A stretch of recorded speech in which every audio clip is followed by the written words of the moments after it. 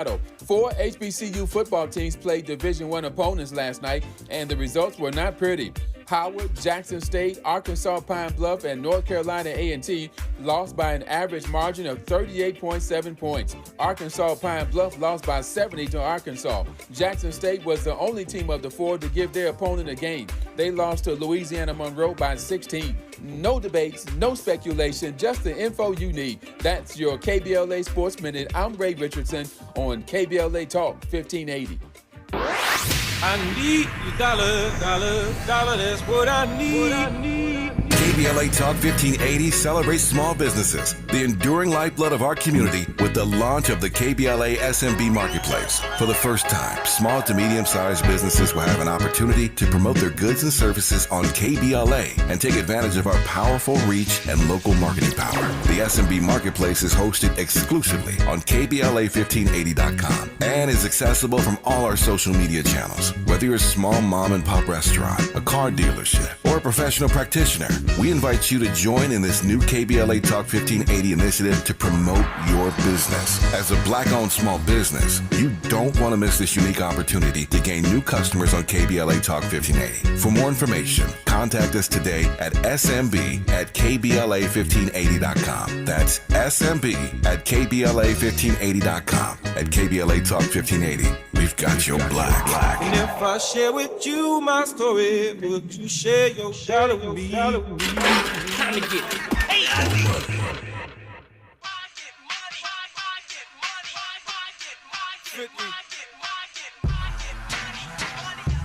get it.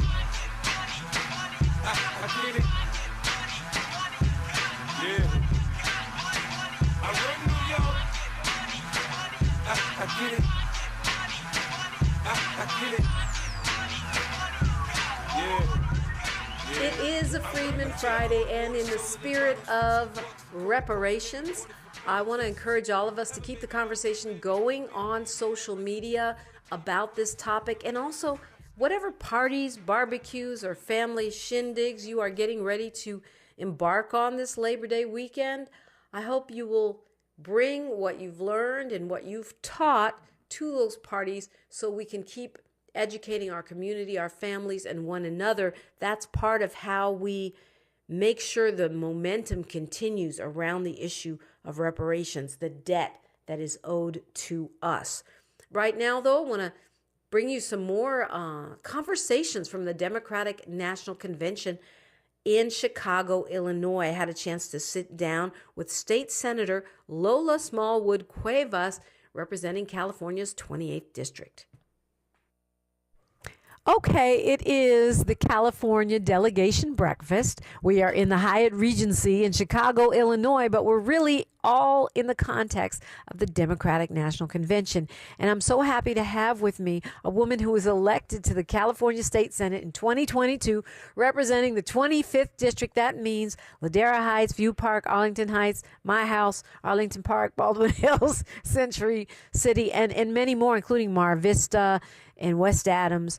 She spent 2 decades, though, serving as an educator, a labor organizer, and community activist. And she was raised by a single mom who worked as a home care worker, CNA, and a registered nurse. And of course, we all know her work with the LA Black Worker Center as a founder of the LA Black Worker Center. Senator Lola Smallwood Cuevas, hello. Hello, Dominique. So good to see you. It is amazing to see you here at the convention, your setup, your interviews on the spot. You are such a treasure, and I'm so glad to be with you this morning.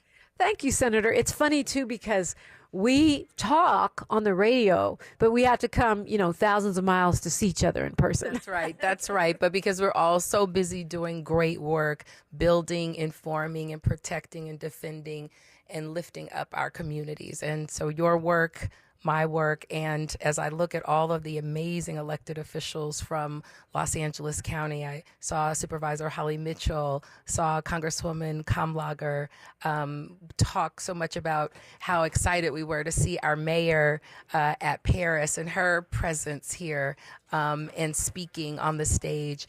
It has just been phenomenal to just see the alignment of leadership and really the flowers of seeds that were planted so many generations ago that's said, Black women, women of color are the backbone of our electoral process, the backbone of defending our community and ensuring that our community has the rights that we deserve. Fannie Lou Hamer, her story looms so large in this convention with her memories of the Mississippi delegation and how far we've come now to have our Vice President Kamala Harris from California be nominated for the highest seat here in this country as President of the United States. So it has just been a magnetic, magnificent, fabulous, validating experience here. And we were just laughing about Kendrick Lamar, 100% about Black joy, and particularly joy as we look at women's leadership and all of the possibilities to come. And Senator, when you say we were laughing about Kendrick Lamar, it's because don't kill my vibe. Like, it is definitely a vibe. What's the vibe for you? The vibe is progress. The vibe is stepping into a future prepared with leadership of the future. For me, it means the vibe of what is a lens that a woman of color will bring to the executive office. You know, when we think about the challenges in our communities and we think about who have been on the front lines of protecting our communities, holding our families, defending our rights, advocating for so many in our community who are not able to advocate for themselves. You know, when we think about our own homes and our families and who have been the solid rock for so many of us, it's women. It's been women. It's been Black women. It's been women who've had courage, women who faced almost insurmountable obstacles, but made some way out of no way. And so for me, being here in this space, celebrating what will be the first Black woman in the executive office, the vibe is, yes, she can, and yes, we will. And we all have to do something to make sure that this happens. Yeah, well, you're a longtime organizer, right? I mean, you come out of labor. And so when you say do something to make this happen, I know, prayer is always on the table, but I know you're talking about more than that. Well, it's more than prayer. God helps those who help themselves. And that means that by organizing, and when I say organizing, I mean everyone in your home, everyone in your family, everyone in your church, everyone in your workplace, everyone in your community, to make sure that they know that they need to be registered to vote, to make sure they have a voting plan on how they're going to get to the polls, making sure that, and we know our lives are busy. We know many of us are working 2 and 3 jobs. Many of us are trying to deal with childcare. Many of us are trying to make sure our parents are fed and are cared for. And it's hard, to take a break from all of that, to engage in our constitutional rights to vote. But we have to do it. And that means we've got to make sure that we are connected with entities, particularly in California, our Secretary of State and all of the work that the voters have done. We can vote by mail. We can make sure that we get those ballots in early. It is so important for us to have a plan because the opposition certainly has a plan. And at this point, what we see more often than not, the plan on the other side is to be able to steal this election because you can't win it outright. So now we're going to get into the voter suppression. Now we're going to get into obstructing folks' rights to vote across this country. So we have to be vigilant in having a plan, and we have to be very certain that we start early to make sure that the vote gets out. So, I see in this building incredible excitement that we know thousands of people will leave this convention and go back home. But it's up to us individually, everyone that is in the sound of my voice, to take that responsibility to ensure that we win. And we have to fight like our lives depend on it, because it does. Our lives do depend on the success of this election. The alternative is unacceptable. Absolutely.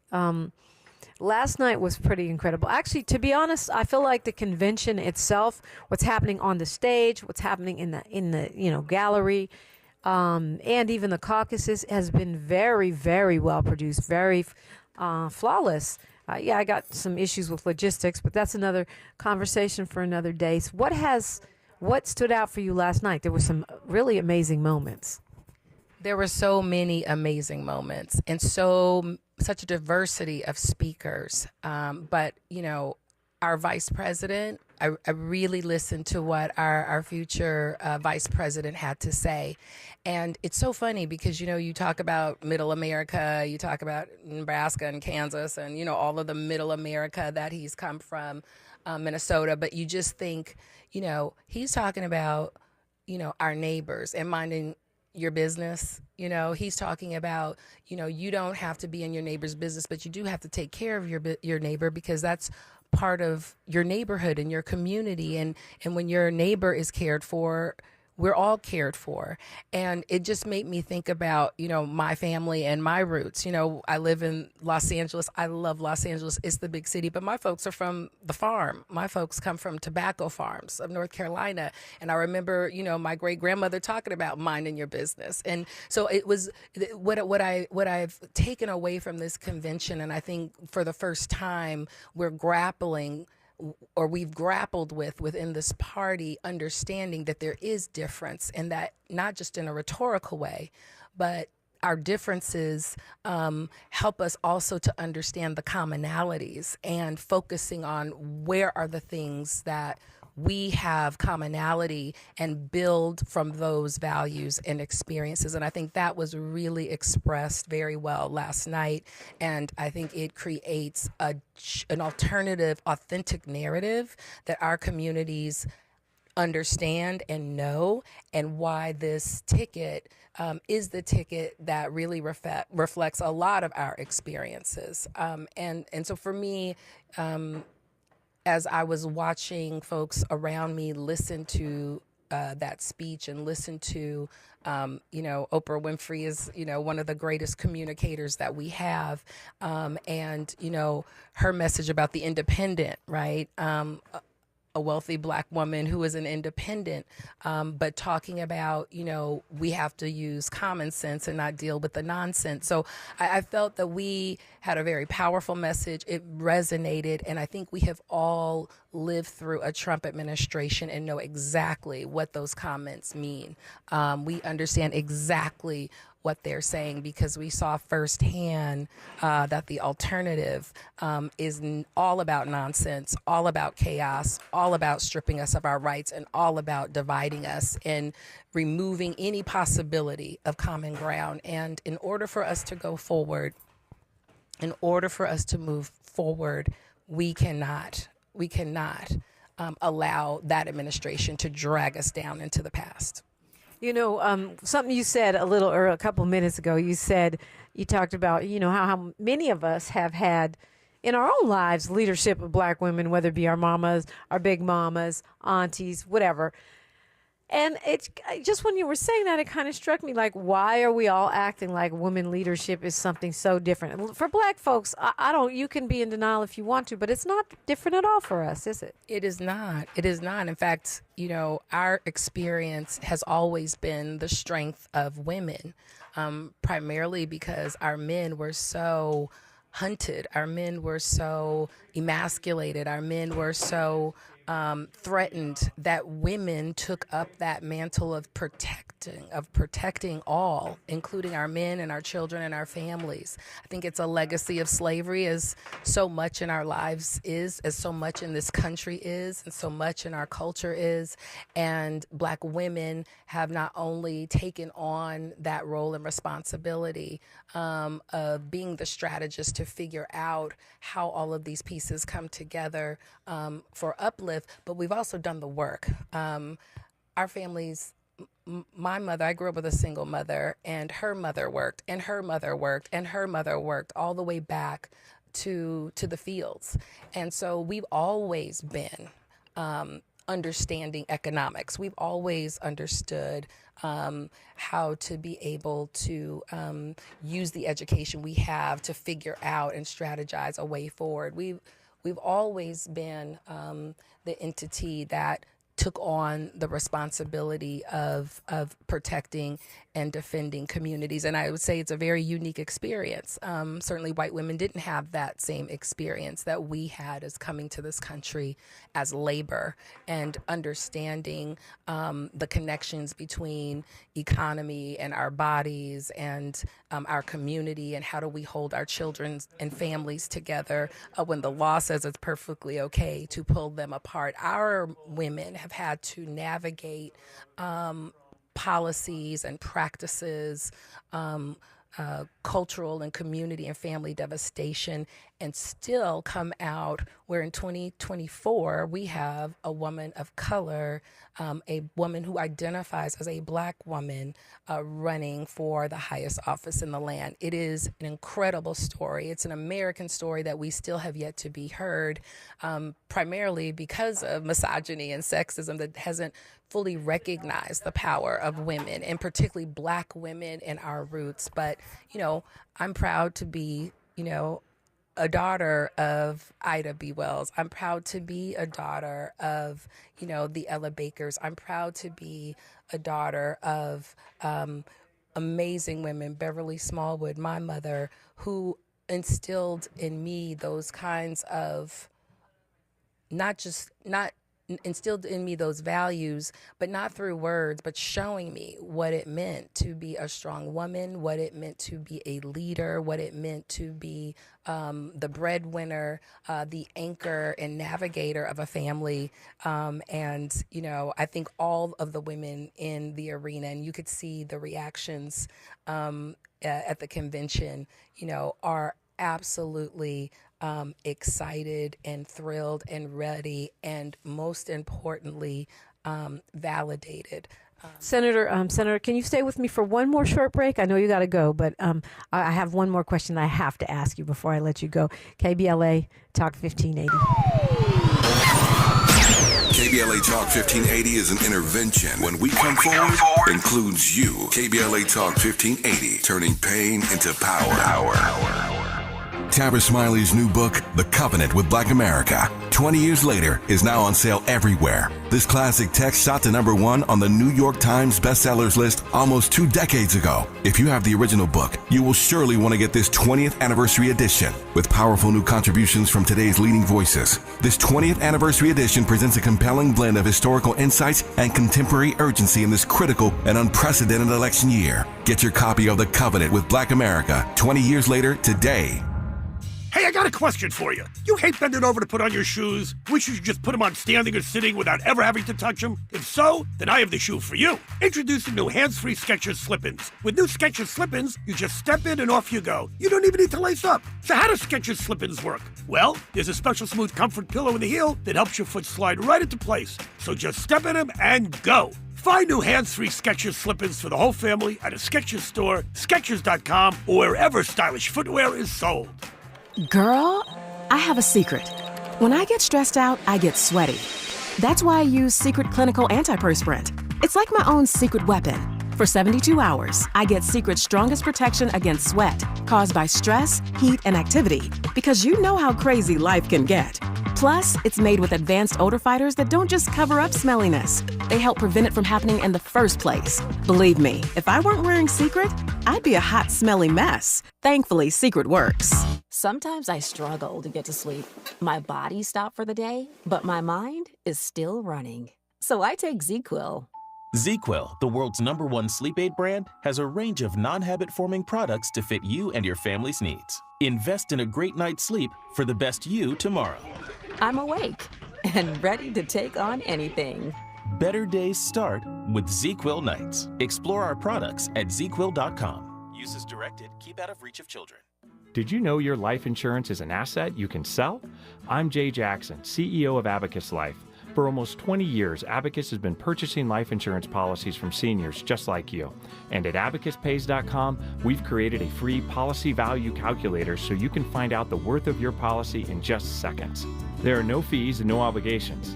Get real value from your life insurance when you need it with Abacus. Learn more at abacuspays.com.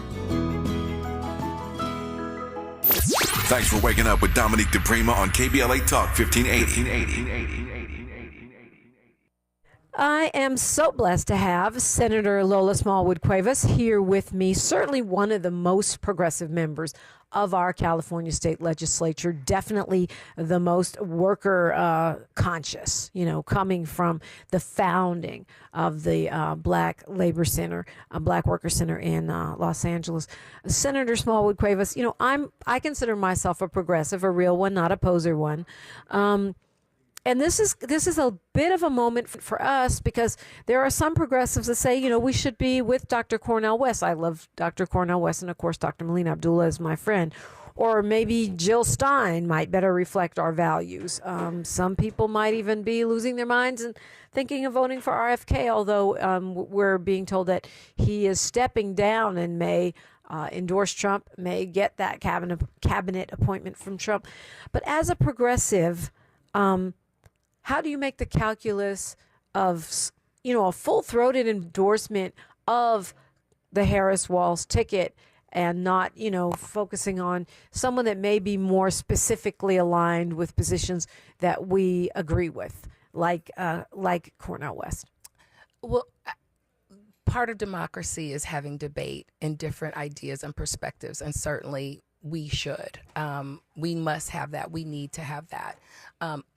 Unfortunately, we have a situation now where we have a democracy and a government that is set up where we have two strong parties. This is a two-party system. It's been working as a two-party system for generations, and we have not done the work, really, to build up other parties, like labor parties, for example. Working Families is another party that's out there, and I think that there is possibility for those kinds of conversations and really growing our voting public and creating more of an arena of ideas.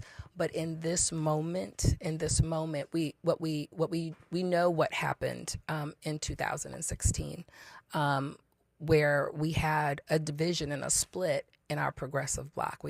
Where we had those who supported Bernie, we had, folks who were supporting Hillary, and, for whatever reason, we could not pull it together in time to build the unity in the bloc that we needed to defeat Donald Trump. And so I think we have to learn from history, and we also have to understand the moment that we're in. And this is a moment where the alternative is unacceptable for our progressive ideals. We understand, and Donald Trump has been very clear about what is at stake.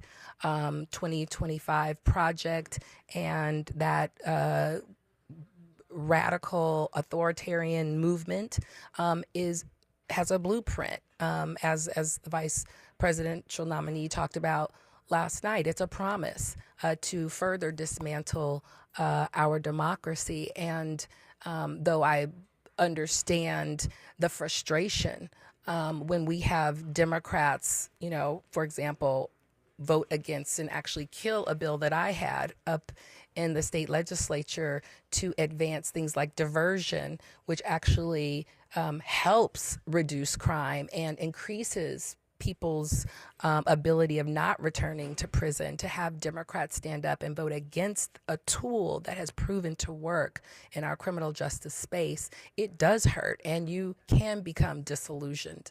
But we also have to understand that in this moment, the stakes are too high, and there is a need for us to show great unity in this moment, because we are going to be winning this competition for the presidency at the precinct level by, a spread of a few and a handful of votes. And so we need good progressives who understand power analysis and who understand the ability of getting behind candidates we can move versus creating an opportunity of electing someone that is about completely destroying all progress that has been made.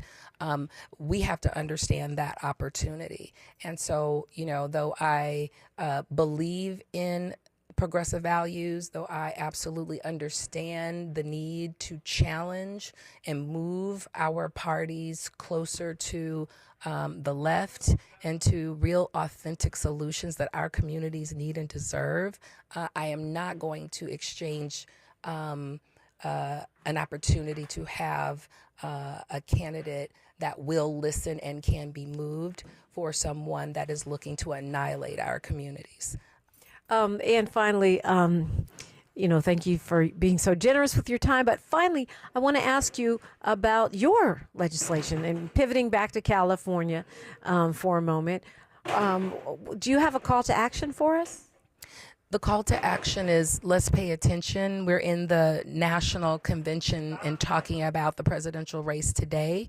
But know that we have only 2 weeks left in this session in the state of California to move our bills forward. This morning, I was working with my staff as we received amendments to two bills that I have. One, an alternative to retail theft, crime bills, SB 1446, which says that 16 times more shoplifting and retail theft happens at self-checkout, and therefore retailers and grocers have the responsibility to regulate self-checkout.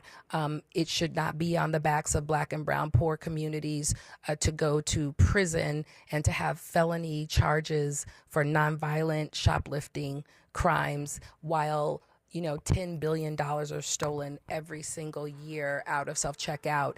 The retailers are digging in and fighting this bill. They believe the crime bills, our community should bear that responsibility, but they have skin in the game to fix this problem upstream. And we need to make sure we hold them accountable and pass SB 1446. The second bill, hearing from the governor's office today that SB 1340, that a destructive amendment that will strip out of that bill all of the disadvantaged language in terms of setting aside 10% of jobs for formerly incarcerated single moms, emancipated foster youth, in our climate resiliency funding. So when we build these wind turbines, for example, that we would set aside at least 10% of those jobs for the most vulnerable workers, and then have contractors track that data so we can see in real time that our vulnerable communities are actually stepping into those careers.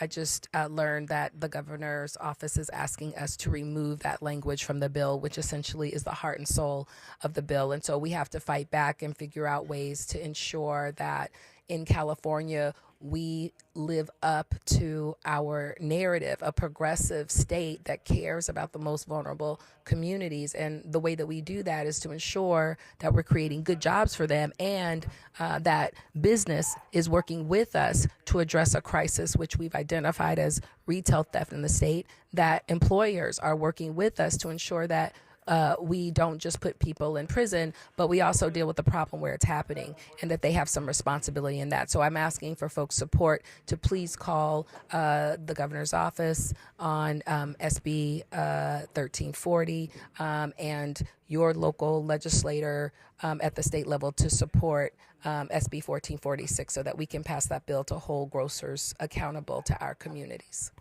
Senator Lola Smallwood Cuevas, thank you so much, and I'm with you. I'm really happy to be down with a party of joy. Amen. Me too. All right. Thank you so much for stopping in. Thank you, Dominique. It's been amazing and so good to see you. Great to see you as well. KBLA Talk 1580. She's reclaiming her time on KBLA Talk 1580. More First Things First with Dominique DiPrima when we come forward. I'm Ree Harris, and here's the latest from the Black Information Network. We're following a developing story out of Dallas, Texas, where a police officer is dead and 2 others wounded following a shooting last night. It's not clear what led to the initial shots, but officers responding to the scene found an officer shot in his marked patrol car. They also located a suspect who fled the scene. but was eventually killed in an exchange of gunfire. One of the injured officers is reportedly in critical condition at this time.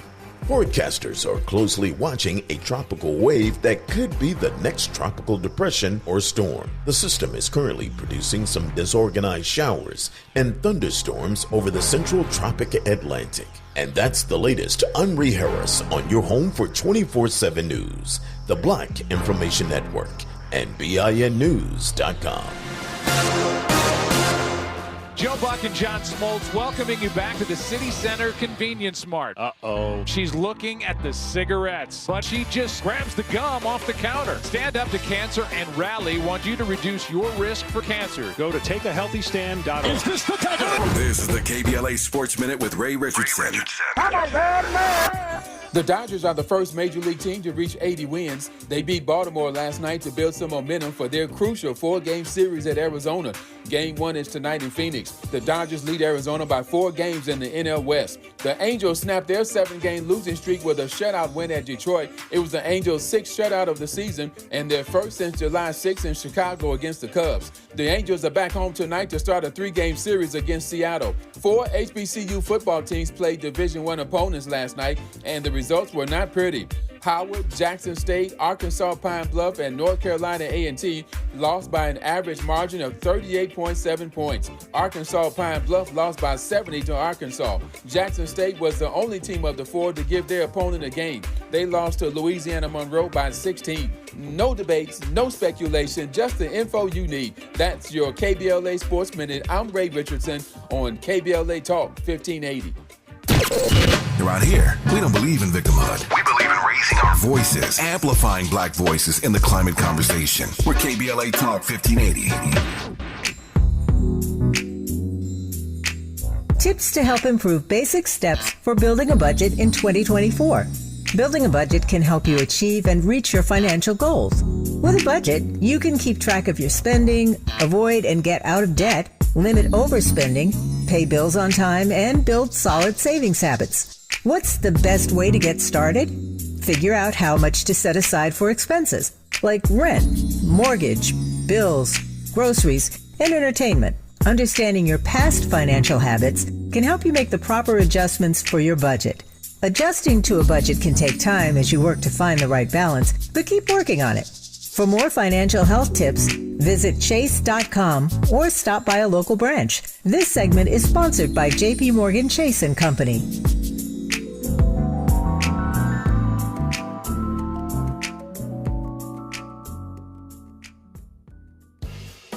Hey, checking in? This is not just your flu shot appointment at Walgreens. Yes. Yeah. This is getting your entire family vaccinated in one trip. Hey, Mom? And a snack on the way out. Get flu shots for everyone in your family, together. Schedule appointments online today. This is wellness made easy. Walgreens. Vaccine subject to availability and for ages 3+. State and health-related restrictions may apply. Point! Hey, you okay? You don't normally miss those shots. I just haven't been as regular lately, and it's making me feel sluggish. You should try Metamucil. It's been a game changer for me. Metamucil's plant-based psyllium fiber helps trap and remove the waste that weighs you down. Ace, you're moving better than you were last week. Definitely. Metamucil keeps you moving. These statements have not been evaluated by the Food and Drug Administration. This product is not intended to diagnose, treat, cure, or prevent any disease. Learn more at metamucil.com. Watch out! You got me! The galaxy is safe once again. In the pretend universe, kids play with pretend guns. In the real world, it's up to us to make sure they don't get their hands on a real gun. If you have a gun in the house, keep it locked, unloaded, and stored separately from ammunition. Safe gun storage saves lives. Learn how to make your home safer at endfamilyfire.org. That's endfamilyfire.org. Brought to you by End Family Fire, Brady, and the Ad Council. This is KBLA Talk 1580, where everybody is somebody and nobody is a stranger. You belong here. The Democratic National Convention in Chicago, Illinois this year was a true adventure for me. And part of the fun of the DNC is catching up with folks wherever you can. I ran into City Council President pro tempore Marqueece Harris Dawson at an event for the Women's Collective. And of course, he'll soon be our permanent city council president. Also got a chance to speak with SEIU national leader April Verrett. She's a longtime labor organizer from Southern California, and it was great to see her at the tribute, a stellar tribute, I might add, to Jesse Jackson at the Rainbow Push Coalition headquarters in Chicago, Illinois. So I'm pleased to share these conversations with you from the DNC, and they are, of course, exclusive to KBLA Talk 1580. It's the California Black Women's Meetup inside the DNC, and who do I find but our new city council president for the city of Los Angeles, Marqueece Harris Dawson. Marqueece, how are you doing? I'm doing great. It's good to be here. This is a good event. It's a good week here in the city of Chicago to make Kamala Harris the next president of the United States. It's exciting stuff. Okay, I should say Council President Harris Dawson, not Marqueece. Yes. And, you know, it is, for me, it's kind of surreal. Yeah. You're the city council president. I've known you since you were an activist. It must be surreal for you to see Kamala Harris, who you've known forever, ascend to the top of the Democratic ticket. Well, you know, it's surreal in a lot of ways. We're in a real moment for black women. Whether you watch the Olympics, like countries all over the world, you didn't even know they had black people. Black women are dominating in politics in the United States, in business, you know, our mayor. And then Kamala Harris, which is a very special one because we've known her so long, we know who she is. But also for me, it's particularly moving because it's the first time that someone who graduated from an HBCU is nominated for the presidency of the United States. So as an HBCU graduate, that's a big, big deal. And something that, you know, frankly, I didn't necessarily know what happened in my lifetime. Yeah, says the HBCU grad. Right. Well, that's just it. You know, this country tries to put us all in boxes so much that you don't ever know if those boxes will break. And so when they do, it's shocking. And I'm now old enough that I know when one of those barriers come down, you show up and you bear witness to it. So you have the stories to tell.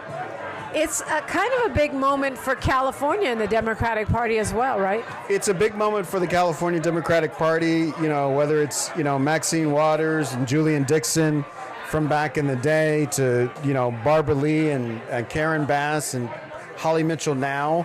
And Kamala Harris comes out of California, but it's not just the state. It is Oakland, it is LA, it's Fresno, it's Stockton. It's our struggle. And these folks come out of our struggle for a better life that California exemplifies, but the struggle of black people in particular does. I mean, when you talk about the city of Los Angeles, African Americans are a pretty small percentage. I think it's 8 or 7% that we are. And yet you're the second black city council member, I think, within this decade, right? Yeah. City council president. What do you attribute that to? Well, I think it's the righteousness of our struggle. Everybody always talks about demographics, and it's never been, if you study the history of black people in this country, it's never been about how many of us there were. It's the righteousness of our struggle and how our struggle represents the American struggle. That there are barriers, no matter who you are, what walk of life you're in, there are going to be some barriers that were there before you got there. And the thing is, do you struggle and try to remove those barriers for the people coming behind you, or do you decide to live with them and make more barriers? And our struggle has always been, let's tear them down so that we benefit, but everybody benefits. And I think people will continue to rally around that as long as human beings are living in a place called the United States. You know, what's interesting about you, Marqueece Harris Dawson, Council President Marqueece Harris Dawson, I mean, you're into hip-hop, you're kind of, you know, I respectfully, you're pretty much, in my opinion, like black man, average black, cisgender, heterosexual black man. Yeah. But you don't seem to be in the least bit threatened by powerful black women, whether it be Mayor Karen Bass, who was your early mentor, whether it be your lovely wife, who I happen to know, or whether it be Kamala Harris. How do you exist within that realm and not feel at all threatened or overpowered by it? You know, I don't know any other way. I grew up with strong black women, you know, all my grandmas, all my aunties, my mom, my mother-in-law. I don't know a world that exists in any other kind of way. So for me, it's only natural that happens, but also the data supports this. Black women are the most educated people in the educated demographic in the U.S. They start more businesses than anybody. They finish college more often than anybody. They enter professions and get professional licenses more than any other group, male, female, of any racial group. So it makes sense that the cream is going to rise to the top. Yeah, I just, I think about the younger black men who may be struggling with this in this moment, and I notice the Trump campaign and Republicans pandering to that and trying to play on the insecurities or the sort of polarization between black men and women, which I think is very online. And so I wonder what message you have to those young brothers. Well, I say to them, take a look at the facts and take a look at what makes you want to turn against somebody else, especially somebody so close to you. If you're a black man, you didn't get here without a black woman.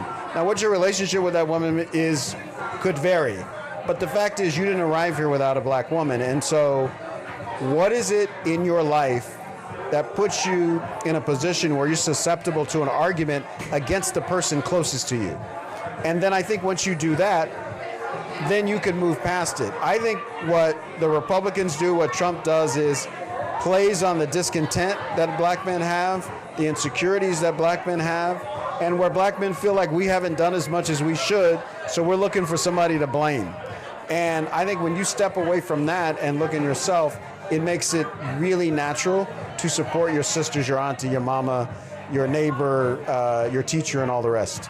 I have a million questions about what your plan is for the city.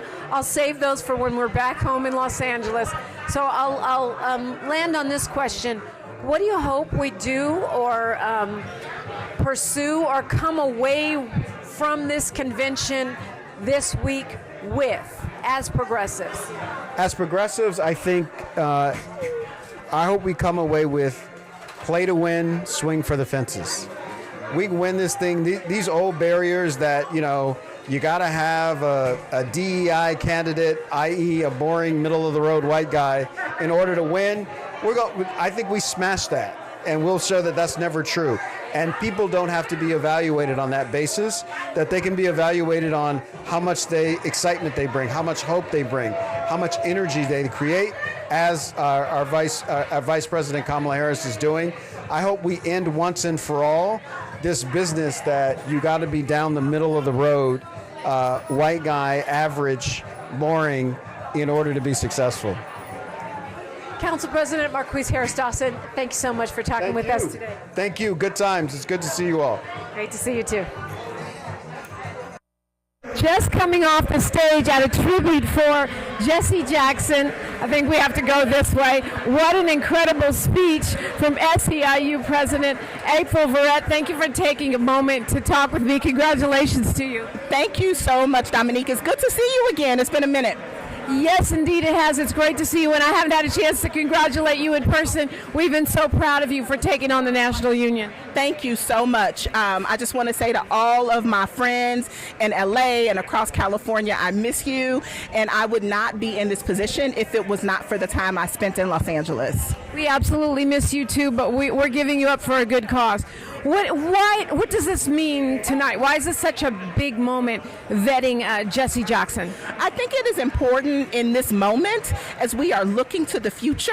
We cannot forget our past and our present, because our forefathers and foremothers have given us the playbook. They have sacrificed, they have worked, they have toiled for this moment. And what we are able to do by electing the first black woman president in this country wouldn't be possible if Shirley Chisholm hadn't run, if Reverend Jackson hadn't run, and if they haven't did the work, the organizing, year after year, grind after grind, to get us to this moment. So it's only right that we pay our respects and that we remember their sacrifices and what they built for us. Some of us have been alarmed watching some within the labor movement seemingly drifting to the right, drifting towards Trump. Tell me about what your feeling is and what your observation is here at the DNC and just in general around the ascendance of Kamala Harris to the top of the ticket along with Tim Walz. Yeah, I think that it is really a testament to what I know about this moment. And that is that this election is not just about who's at the top of the ticket. It is about working people. And when working people cast their ballots in November, it is going to be for us. And the us right now is embodied by Kamala Harris and Tim Walz, but the us is home care workers who can't work one job and put a roof over their heads. The us is airport workers who get paid poverty wages, for providing essential services. The us is nursing home workers and hospital workers and gig workers and fast food workers and millions of people who really have to worry about how to make ends meet. And so they are voting for their hopes and their dreams so that they can have agency and power in this economy, in this country, in this democracy. So it's not simply about Kamala Harris and Tim Walz. It's about electing leaders who know us, who are about us, who are us, and that will fight with us.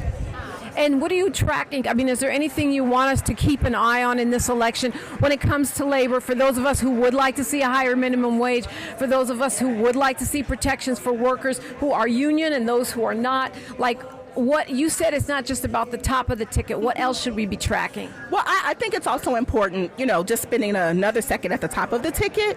You have folks on the right who are pandering to those of us in labor, who are pandering, acting like they are champions for working people. But the reality is that you got candidates who have actually been union members, who have actually joined picket lines for fast food workers, who've actually passed policy that strengthen workers' rights and raises wages and set better standards. And you got those who just pander, right? Kamala Harris is somebody who's worked every single day of her life, and you got somebody who was born on a golden toilet and sits around and spews crap all day.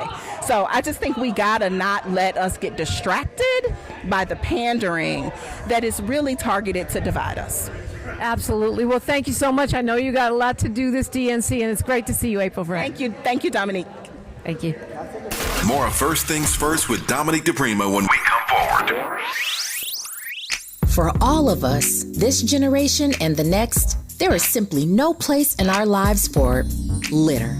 And yet, it's everywhere we look, and unfortunately, it does belong to all of us. So let's come together and create a litter-free, clean California once and for all.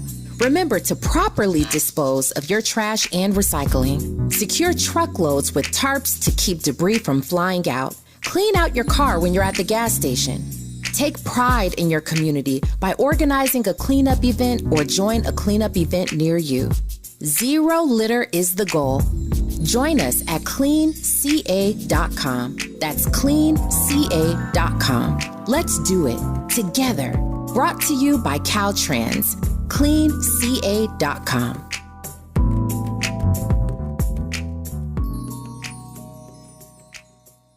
This is 30-second Chevy Spring Into Adventure Radio, produced for Carol H. Williams Agency, produced by Radio Bob Resort on July 29th, 2024. Spot title, Grab the Keys, short, August 30. ISKI code GCSV00120000. Looks like Bobby needs a ride again. Grab the keys. Let's take our auntie to the swap meet. Grab the keys. Whether you're giving rides or hauling gear, do it all in a Chevy SUV. Head to your local Chevy dealer, where well-qualified buyers get 1.9% APR on all 2024 Silverado 1500, Blazer EV, Equinox, Trailblazer, and Colorado models. Chevrolet, together, let's drive. 1.9% APR for 36 months. Monthly payment is $28.60 for every $1,000 you finance. Example down payment 12.7%. Must finance with GM Financial. Some customers may not qualify. Not available with lease and some other offers. Taking retail delivery by 9/3/24. Broadcasting live from Leimert Park, USA. Welcome back to your home for unapologetically progressive radio. KBLA Talk 1580. KBLA Talk 1580. I want to wish you a happy Labor Day. I hope you have fun. I hope you check in with me on social media. I'm always there. KBLA 1580 on all platforms. I'm at DiPrima Radio, DIPRIMA, and then radio. Please hang out, comment, and let's talk. I love it when you check in with me when we're off the air. And also, please follow, like, and subscribe, and make a comment, all that good stuff. The Democratic National Convention is so much more than what you see on TV. It is the caucus meetings, it's networking between activists, between lawmakers, it is celebrity sightings and celebrities getting engaged politically. It is young people and old. There are so many events that are happening officially within the DNC. And then there's all these other things that are on the periphery, right? The protests, the protests in support of Palestine, anti-war marches that were going on, and vigils that were very well attended and were taking place every single day. There were also some other random sort of weird protests, like this anti-choice march that we ran into an anti-LGBTQ plus march. Who does that? Like, who has time to go out and march against somebody else's sexual orientation? Just weird Republican gatherings that were happening on the outskirts. There's also parties, there are conferences, there are all kinds of networking opportunities. So if you ever get a chance to go to the Democratic National Convention, I suggest that you do. If you're a news junkie or just an activist, somebody that loves to learn, even a party animal, it's definitely something you want to experience. I plan to try to go to the RNC as well in 4 years, just because. Why not? They deserve trolls too. So I definitely want to go to that. And I want to share with you on the way out the door on this Friday 2 brief but very impactful conversations that I had inside the Unity Center, which is the huge stadium where most of the action takes place, where all those big speeches that end up televised happen. And these are conversations where I was, competing with other journalists, big name journalists and autograph seekers and such, in order to even talk to these folks. The first one, you may not recognize his voice, but you would know his face if you saw it. He's the winner of a Congressional Gold Medal. He was a member of the Capitol Police Department on January 6th, who fought off the folks attempting a coup on our Capitol. He ran for office. He's an author. His name is Harry Dunn. And then I also spoke with our Secretary of Health and Human Services. Xavier Becerra is part of the Biden-Harris administration, but he hails from Southern California. So it wasn't my first time talking with him, but it was certainly my first time talking with him as a cabinet secretary. So hope you will enjoy these 2 conversations. Officer Harry Dunn and Secretary of Health and Human Services, Xavier Becerra, exclusively for KBLA Talk 1580. Okay, I'm here with Officer Harry. You ran for office in response to the horrifying events of January 6th. You lost your primary, which I didn't track. What's next? Being a surrogate for Kamala Harris, getting Kamala elected. That's all I care about. That's where my energy is right now. I wanted to run for Congress to stop Donald Trump, to stop MAGA. I can do that now even more, helping being a surrogate for Kamala Harris and help getting her elected. Why is, other than the obvious January 6th, why is that so important to you? Why do you think she's right? What's the upside? Well, what's the downside of Donald Trump pledged to be a dictator on day one? That's his words, not mine. Donald Trump believes in suspending the Constitution. Donald Trump doesn't want to do anything that doesn't benefit him. Kamala Harris, on the other hand, has been a lifelong public servant working for the people as a prosecutor, as the state senator, as a U.S. senator, and as the vice president. And she will continue that work as the president. It's not because you guys both like Tupac? I mean, birds of a feather, right? But gotta love Tupac, absolutely. Okay, well, do you think that once we get her elected, are you thinking cabinet, or might you run for something in the future? I'm not opposed to any of those things, but right now, it sounds really cliche with my focus when you say that, but I couldn't be more focused on November 5th. And then once we get to that, we'll cross that bridge when we get to it. And what reaction are you getting from your, fellow law enforcement folks, your fellow union folks, as far as supporting this candidacy? Well, let's be clear real quick. The FOP in the previous 2 elections endorsed Donald Trump, so we already know where they stand. So, but a lot of people have supported me and say, "Yo, keep going. You're doing great work. Keep it up."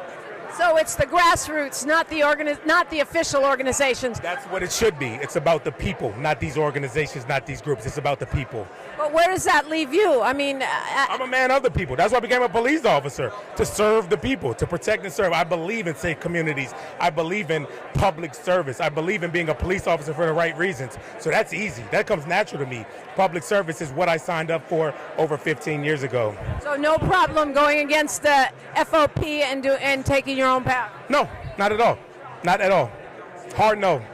And you really took a hard hit for our country. For people that are on the fence about voting, what do you say to them? If you want to be heard, if you want to participate, if you want to be able to complain and understand what's going on, you have to take that step and vote. The best voter is an educated voter. Find out where these people, these politicians stand, because you know what? Politics is going to happen with or without you. It's best that you get involved and stay involved and get to know what's going on. Absolutely, Harry Dunn. Thank you. And I think we both know only God can judge me. Only God can judge me, baby. That's right. Go Tupac. All right. Peace. Nice to see you. Thank you. Are you ready? Secretary Xavier Becerra here inside the DNC. I know you're a busy man, but this moment has got to mean so much, coming from California and seeing VP Harris ascend to the top of the ticket. You know, you sometimes dream about these things. California is a wonderful place. What happens in California ultimately makes it around the nation. As goes California, so goes the nation. So if we have a Californian in the White House, we've had two before, Nixon and Reagan. Now it's time for a Harris. And if we do, guess what?